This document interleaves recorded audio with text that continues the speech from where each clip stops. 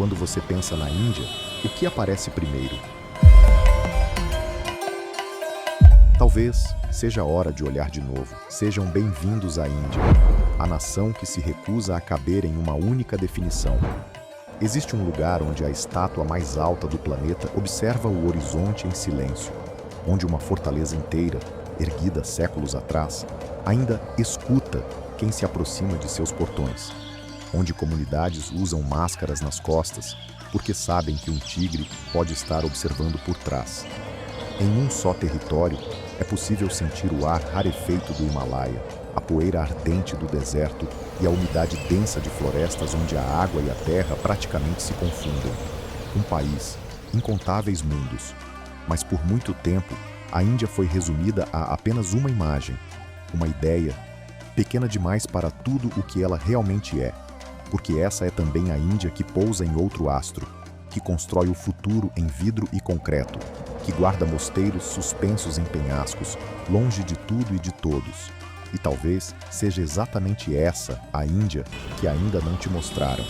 Se histórias assim despertam sua curiosidade, essa é a hora de se inscrever no canal, porque a próxima descoberta pode ser ainda mais surpreendente. A Índia começa com uma contradição. No estado de Gujarat, em meio a uma paisagem que parecia destinada apenas ao horizonte plano e à poeira dourada, ergue-se hoje a figura mais alta já esculpida por mãos humanas. 182 metros de aço, cobre e concreto, quase o dobro da Estátua da Liberdade, moldados no rosto sereno e determinado de um homem chamado Sardar Vallabhbhai Patel. Para entender por que essa estátua existe, é preciso voltar a 1947, ano em que a Índia conquistou sua independência do domínio britânico e se viu diante de um quebra-cabeça quase impossível de resolver. Foi Patel quem assumiu a tarefa quase impossível de convencer, negociar e, quando necessário, pressionar esses governantes a se unirem sob uma única bandeira. Ele fez isso não com um exército conquistador, mas com diplomacia, persistência e uma visão clara de que a força de um país estava em sua unidade, não em sua fragmentação. O resultado desse trabalho silencioso e monumental é o motivo pelo qual, décadas depois, os indianos decidiram erguer a estátua mais alta do planeta em sua homenagem. Ela foi posicionada de forma estratégica, de frente para a barragem de Sardar Sarovar, sobre o rio Narmada, como se o próprio Patel continuasse vigiando o território que ajudou a costurar. Turistas que visitam o local relatam uma sensação quase física de pequenez ao se aproximar da base da estátua. Um elevador leva os visitantes até um mirante localizado no peito da figura, de onde é possível observar quilômetros de paisagem que um dia estiveram divididos entre reinos rivais e que agora pertencem a uma única e vasta nação. Mas se a estátua da unidade representa a ambição da Índia contemporânea, outras estruturas revelam uma engenhosidade que remonta a séculos. Em Hyderabad, no sul do país, existe uma fortaleza que parece ter sido projetada por alguém que enxergava além do seu tempo. Golconda Fort não foi construída apenas para resistir a cercos e ataques. Foi construída para ouvir. Seus arquitetos, ainda no século XVI, desenvolveram um sistema acústico tão preciso que um simples bater de palmas no portão principal, na base da colina, pode ser ouvido com clareza no ponto mais alto da fortaleza, quase 1 quilômetro de distância dali. Não era um truque decorativo, era um sistema de alerta. Sentinelas posicionadas no topo conseguiam identificar sons específicos vindos da entrada, permitindo que a guarnição soubesse da chegada de visitantes, mercadores ou exércitos inimigos muito antes que eles alcançassem os portões internos. Imagine o que isso significava em uma época sem rádios, sem telefones, sem qualquer forma de comunicação instantânea. Golconda literalmente ouvia seus inimigos chegarem.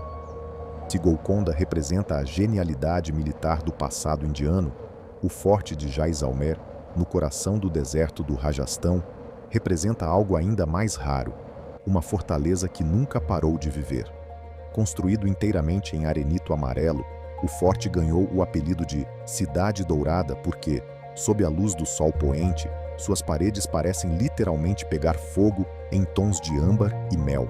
Mas o que torna Jaisalmer verdadeiramente extraordinário não é apenas sua beleza, é o fato de que, diferente da vasta maioria das fortalezas antigas do mundo, que hoje são museus vazios ou ruínas preservadas, cerca de 3.000 pessoas ainda moram dentro de suas muralhas.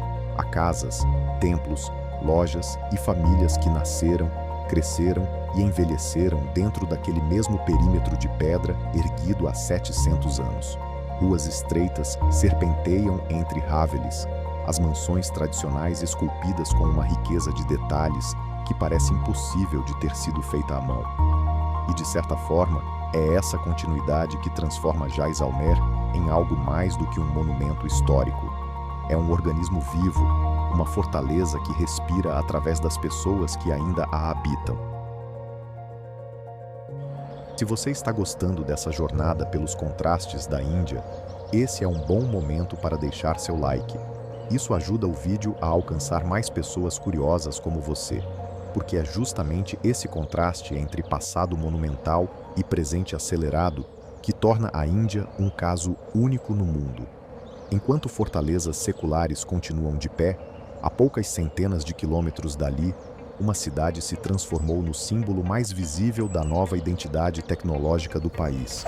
Bengaluru, antigamente conhecida como Bangalore, carrega hoje o apelido de Vale do Silício da Ásia. E não é um exagero publicitário. A cidade concentra milhares de startups, centros de pesquisa e os escritórios de praticamente todas as grandes empresas de tecnologia do planeta. Mas o que realmente coloca Bengaluru no radar mundial é algo que aconteceu longe da Terra, exatamente na superfície da Lua. Em agosto de 2023, a Organização Indiana de Pesquisa Espacial, conhecida como ISRO e sediada justamente em Bengaluru, conseguiu um feito que nenhuma outra agência espacial do mundo havia alcançado antes.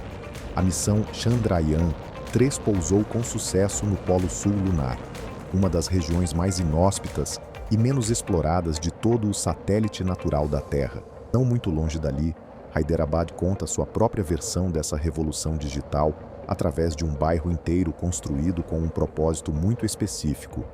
A High-Tech City, sigla para Tecnologias de Informação de Alta Tecnologia, é um distrito planejado do zero para abrigar empresas de tecnologia, e seu edifício mais icônico, o Cyber Towers, tornou-se uma espécie de cartão postal da nova era indiana. É curioso pensar que a poucos quilômetros dali, as paredes de Golconda ainda guardam o eco de palmas batidas há 500 anos.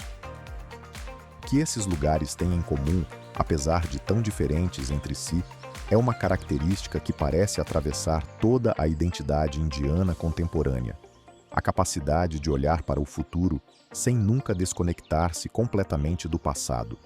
Uma estátua homenageia um unificador de reinos. Uma fortaleza escuta seus visitantes há 5 séculos. Uma cidade dourada ainda respira vida cotidiana dentro de suas muralhas antigas.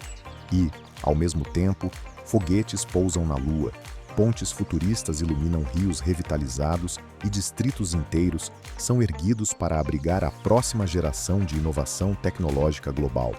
Mas essa dualidade entre o construído pelo homem e o moderno é apenas uma parte da história, porque existe uma Índia ainda mais selvagem, mais extrema e mais surpreendente esperando para ser revelada, onde tigres nadam entre manguezais e leopardos das neves, se movem silenciosamente por montanhas com poucos milhares de quilômetros das torres de vidro de Hyderabad.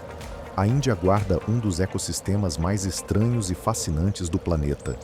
Entre a Índia e Bangladesh, onde o rio Ganges finalmente encontra o Golfo de Bengala, se estende uma floresta que desafia tudo o que normalmente imaginamos quando pensamos em selva. Os Sundarbans formam o maior manguezal contínuo do mundo, um labirinto infinito de canais de água salobra, raízes retorcidas e ilhotas que aparecem e desaparecem conforme a maré sobe e desce. É um lugar onde a fronteira entre terra e água praticamente deixa de existir. E é exatamente nesse ambiente anfíbio que vive uma das criaturas mais extraordinárias do reino animal, o tigre de Bengala que aprendeu a nadar. Enquanto a maioria dos grandes felinos evita a água, os tigres dos Sundarbans desenvolveram uma relação completamente diferente com o elemento líquido. Eles atravessam canais inteiros com uma facilidade impressionante, perseguindo presas entre ilhas ou simplesmente se deslocando pelo território que, na maior parte do tempo, está parcialmente submerso. Essa adaptação não é apenas uma curiosidade biológica, é uma questão de sobrevivência em um dos poucos lugares do planeta onde um predador desse porte precisou reinventar completamente sua forma de caçar. Se os Sundarbans representam o extremo tropical e úmido da geografia indiana, existe outro extremo, completamente oposto, escondido nas alturas geladas do Himalaia, na região conhecida como Spiti Valley, localizada a mais de 4.000 metros de altitude.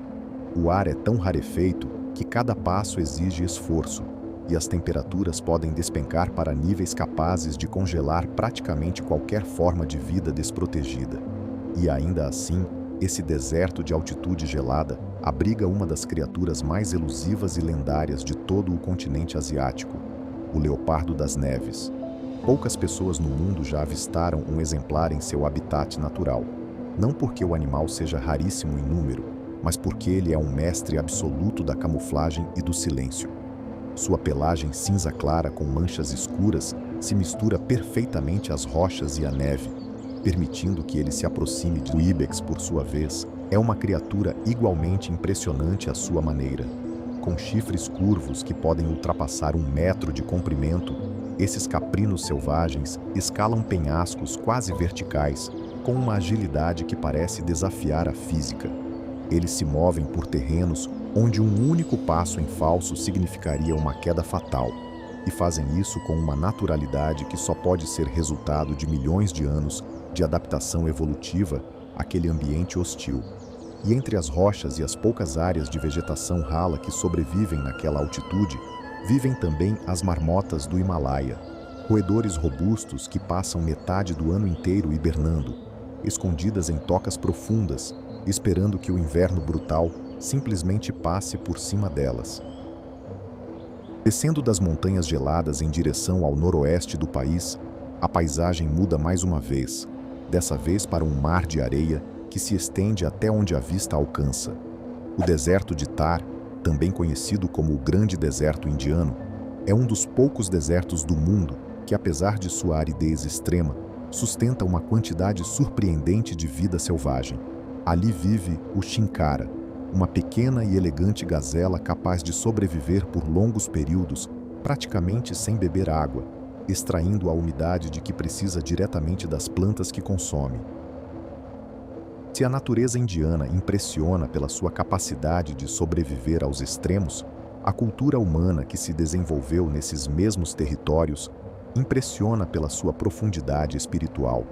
Voltando à altitude gelada de Spiti Valley, encontramos não apenas leopardos e ibex, mas também alguns dos mosteiros budistas mais antigos e isolados de todo o planeta. O mosteiro de Kei, construído sobre uma colina que se ergue abruptamente da paisagem árida ao seu redor, funciona há séculos como centro de estudos religiosos. Se você está curtindo essa imersão pela diversidade extrema da Índia, deixe nos comentários qual desses lugares mais te surpreendeu até agora. Eu adoraria saber qual paisagem ficou na sua cabeça. No Mar da Arábia, distante da costa sudoeste indiana, encontra-se o arquipélago de Lakshadweep, um conjunto de ilhas de areia branca e águas cristalinas que parece pertencer a outro mundo completamente. Diferente da intensidade sensorial de Sundarbans ou da aridez de Thar, Lakshadweep oferece algo raro dentro do contexto indiano: silêncio, simplicidade e um ritmo de vida quase minimalista. Poucas ilhas são habitadas, o acesso é controlado e limitado, e o resultado é um refúgio marinho praticamente intocado, onde recifes de coral ainda preservam uma biodiversidade que em muitas outras partes do mundo já foi destruída pelo turismo em massa. A Índia não é apenas um país de contrastes isolados uns dos outros. É um território onde mais de 20 idiomas oficiais são falados, onde estátuas colossais dividem o horizonte com foguetes rumo à lua, onde tigres nadam entre raízes de manguezais e leopardos se movem silenciosamente sobre neve eterna. onde mosteiros se agarram a penhascos e ilhas paradisíacas, oferecem silêncio absoluto. Um país que, em vez de escolher entre passado e futuro, entre tradição e inovação, entre extremos naturais e avanços tecnológicos, decidiu simplesmente abraçar tudo ao mesmo tempo. E é exatamente essa capacidade de transformar diversidade em identidade e desafios em criatividade que faz da Índia um dos lugares mais singulares e vivos de todo o planeta. Se essa viagem por um dos países mais fascinantes do mundo te despertou a mesma curiosidade que despertou em mim ao pesquisar tudo isso, não deixe de conferir outro vídeo aqui do canal. Tenho certeza de que você vai se surpreender de novo.